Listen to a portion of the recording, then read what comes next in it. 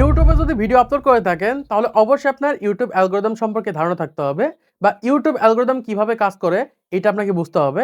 যখন আপনি YouTube algorithm সম্পর্কে জেনে যাবেন বা ইউটিউব অ্যালগরিদম সম্পর্কে বুঝতে পারবেন, তখনই কিন্তু আপনার চ্যানেলগুলো আস্তে আস্তে গ্রো করাতে পারবেন বা আপনার ইউটিউব চ্যানেলে ভিডিও আপলোড করলে সেই সকল ভিডিওতে ভিউজ আনতে পারবেন। অনেক ক্রিয়েটর রয়েছে ইউটিউবে অলরেডি অনেকগুলো ভিডিও আপলোড করে ফেলেছে, তারপর তাদের ভিডিওতে ভিউজ আসছে না।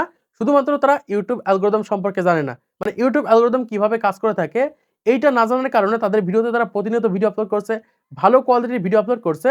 তারপরেও কিন্তু তাদের ভিডিওতে ভিউজ আসছে না। তাদের ভিডিওগুলো হাজার, হাজার দর্শকের সামনে নিয়ে যেতে পারছে না। এজন্যই বলছি যারা নতুন ক্রিয়েটর রয়েছেন, YouTube চ্যানেল ক্রিয়েট করেছেন অথবা YouTube চ্যানেল ক্রিয়েট করবেন ভাবছেন, অবশ্যই YouTube অ্যালগরিদম সম্পর্কে ধারণা থাকতে হবে। আজকে আমি আপনাদেরকে সেটাই জানিয়ে দিব যে YouTube অ্যালগরিদম কিভাবে কাজ করে থাকে, কিভাবে YouTube এ ভিডিও আপলোড করলে ভিডিওগুলো ভাইরাল হয়ে থাকে, কি কারণে ভিডিও আপলোড করলে আমাদের ভিডিওতে একটাও ভিউজ আসে না, ভিউজ ফ্রিজ হয়ে যায়, সেটা আজকে ভিডিওর মাধ্যমে জানতে পারবেন। দেখুন প্রথমত YouTube অ্যালগরিদম কিন্তু অডিয়েন্স রিটেনশন এর উপর সেট করা। মানে আপনার ভিডিওটা মানুষ কত টাইম দেখছে বা কত টাইম আপনার ভিডিওর মাধ্যমে অডিয়েন্স ধরে রাখছেন, সেটার উপর ভিত্তি করে কিন্তু YouTube অ্যালগরিদম কাজ করে থাকে বা ইউটিউবের সম্পূর্ণ প্রসেসটা কিন্তু এই অডিয়েন্স রিটেনশন এর উপর সেট করা রয়েছে। এজন্য বলছি যারা নতুন ক্রিয়েটর রয়েছেন অবশ্যই আপনাদের বুঝতে হবে যে অডিয়েন্স রিটেনশনটা কি। এটা যখন আপনি বুঝতে পারবেন তখনই কিন্তু আপনার ভিডিওতে আস্তে, আস্তে ভিউজ আনতে পারবেন, আপনাদের চ্যানেলগুলো গ্রো করাতে পারবেন। দেখুন এই অডিয়েন্স রিটেনশন হচ্ছে আপনার ভিডিওটা মানুষ কত টাইম দেখছে। আপনি দেখা যাচ্ছে ইউটিউবে একটা ৫ মিনিটের ভিডিও তৈরি করেছেন, ওই ভিডিওর মাধ্যমে আপনি কতক্ষণ অডিয়েন্সকে ধরে রাখতে পারছেন। দেখা যাচ্ছে আপনার ভিডিওটা মাত্র ১০ সেকেন্ড ২০ সেকেন্ড দেখেই বেরিয়ে চলে যাচ্ছে। এই ক্ষেত্রে কিন্তু সেই সকল ভিডিওগুলো আর নতুন, নতুন মানুষের কাছে ইমপ্রেশন দেবে না। সেই সকল ভিডিওগুলো ফ্রিজ হয়ে যাবে। ঠিক সেম ভাবে যারা শর্ট ভিডিও তৈরি করছেন, দেখা যাচ্ছে ৩০ সেকেন্ডের একটা শর্ট ভিডিও তৈরি করলেন, সেই ভিডিওটা মাত্র ৩ সেকেন্ড দেখছে, ৪ সেকেন্ড দেখছে, তারপরে স্ক্রল করে চলে যাচ্ছে। এই ক্ষেত্রে কিন্তু সেই সকল শর্ট ভিডিওগুলো আস্তে, আস্তে কিন্তু ডাউন হয়ে যাবে।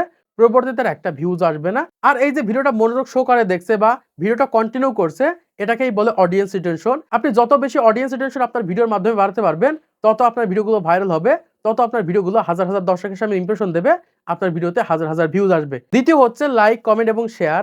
বর্তমান সময়ে যে ভিডিওগুলো আপনি ইউটিউবে আপলোড করছেন, সেই ভিডিওতে কত পার্সেন্ট লাইক আসছে, কত পার্সেন্ট শেয়ার আসছে এবং কত পার্সেন্ট আপনার ভিডিওতে কমেন্ট করছে, এটার উপর ভিত্তি করে কিন্তু আপনার ভিডিওগুলো ভাইরাল হবে।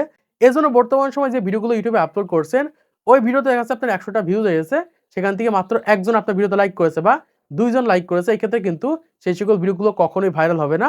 অবশ্যই 20% মানে 20% এর উপরে কিন্তু আপনার ভিডিওতে লাইক, কমেন্ট থাকতে হবে এবং শেয়ার থাকতে হবে। তাহলে সেই সকল ভিডিওগুলো ভাইরাল হবে, সেই সকল ভিডিওতে হাজার, হাজার ভিউজ আসবে। তাহলে প্রথমত আপনার ভিডিওটা ফুল টাইম দেখাতে হবে বা অডিয়েন্স রিটেনশন বাড়াতে হবে। দ্বিতীয়ত হচ্ছে মানুষ ফুল টাইম দেখার সাথে, সাথে আপনার ভিডিওতে যেন লাইক করে, কমেন্ট করে, শেয়ার করে, এদিকে অবশ্যই খেয়াল থাকতে হবে। নাহলে কিন্তু আপনার ভিডিওগুলো আস্তে, আস্তে ফ্রিজ হয়ে যাবে বা আস্তে, আস্তে কিন্তু ডাউন হয়ে যাবে। তো এবার এসে আপনাদেরকে জানিয়ে দেই যে YouTube অ্যালগরিদম মূলত কিভাবে প্রপার ভাবে কাজ করে থাকে, সেই প্রসেসটা আপনাদেরকে জানিয়ে দিচ্ছি। ধরেন প্রথমত আজকে আপনি একটা ভিডিও আপলোড করলেন ইউটিউবে, সেই ভিডিওটা প্রথমত ইউটিউব ১০০ জন মানুষের কাছে ইমপ্রেশন দিয়ে থাকে বা ১০০ জন মানুষের কাছে পাঠায়। সেটা শর্ট ভিডিও হতে পারে অথবা লং ভিডিও হতে পারে। ওই ১০০ জনের ভিতরে যদি 50% এর উপরে মানুষ যদি আপনার ভিডিওতে ক্লিক না করে, এই ক্ষেত্রে কিন্তু সেই সকল ভিডিওগুলো কিন্তু আর নতুন মানুষের কাছে ইমপ্রেশন দেয় না বা নতুন, নতুন মানুষের কাছে পৌঁছায় না। এজন্য অবশ্যই ভিডিও আপলোড করার প্রথম ১ থেকে ২ ঘন্টা খুবই গুরুত্বপূর্ণ। কারণ কখন আপনি ভিডিওটা আপলোড করছেন, ওই প্রথম ১ থেকে ২ ঘন্টার ভিতরে যদি আপনার ভালো পরিমাণ ভিউজ চলে আসে, ভালো পরিমাণ যদি ক্লিক চলে আসে ভিডিওতে, এই ক্ষেত্রে কিন্তু সেই সকল ভিডিওগুলো আরো হাজার, হাজার দর্শকের সামনে ইমপ্রেশন দেয় বা হাজার, হাজার মানুষের কাছে পাঠায়। এজন্য আপনি কোন টাইমে ভিডিও আপলোড করছেন, সেটার উপর ডিপেন্ড করে কিন্তু YouTube ভিডিও ভাইরাল করে থাকে বা হাজার, হাজার দর্শকের সামনে নিয়ে যায়। এই যে প্রথম ১০০ জন মানুষের কাছে ভিডিওটা ইমপ্রেশন দিল, এটা কিন্তু সম্পূর্ণ YouTube টাইটেল এবং ডেসক্রিপশন বক্সের উপর ভিত্তি করে কিন্তু সঠিক অডিয়েন্সের কাছে ইমপ্রেশন দিয়ে থাকে।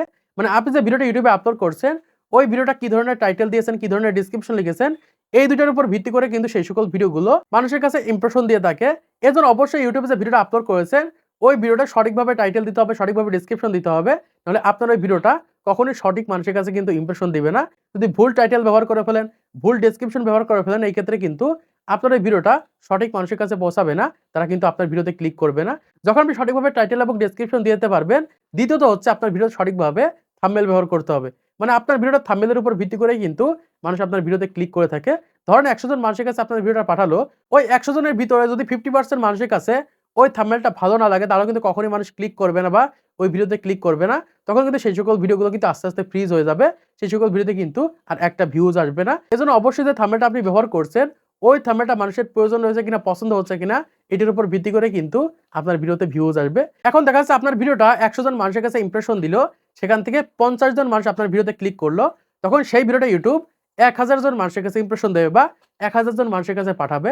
এই ১,০০০ জনের ভিতরে যখন আপনার ভিডিওটা 50% আবারও যখন 50% এর মানুষের উপর ক্লিক করবে, তখন সেই ভিডিওটা আবার ১০,০০০ মানুষের কাছে ইমপ্রেশন দেবে। মূলত এইরকমভাবে একটা ভিডিওতে ভিউজ আসে বা একটা ভিডিও হাজার, হাজার দর্শকের সামনে ইমপ্রেশন দেয়।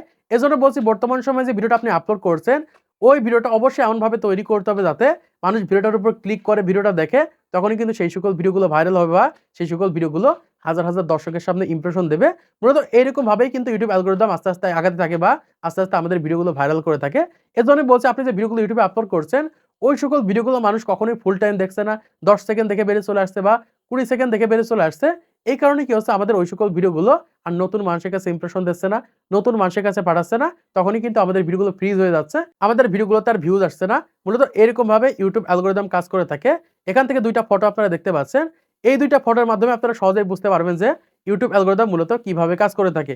তো আশা করছি আপনারা বুঝতে পেরেছেন বর্তমান সময়ে YouTube অ্যালগরিদম কিভাবে কাজ করে এবং কিভাবে আমাদের ভিডিওগুলো ভাইরাল হয়ে থাকে। তো আজকের এই ভিডিওর মাধ্যমে আপনারা অনেক কিছু শিখতে পেরেছেন, জানতে পেরেছেন, বুঝতে পেরেছেন। তো ভিডিওটা যদি ভালো লাগে একটা লাইক করে দিবেন, চ্যানেলটি সাবস্ক্রাইব করে দিবেন পরবর্তী আরো ইউটিউব প্রেজেন্টেক্স এর ভিডিওগুলোকে দেখার জন্য।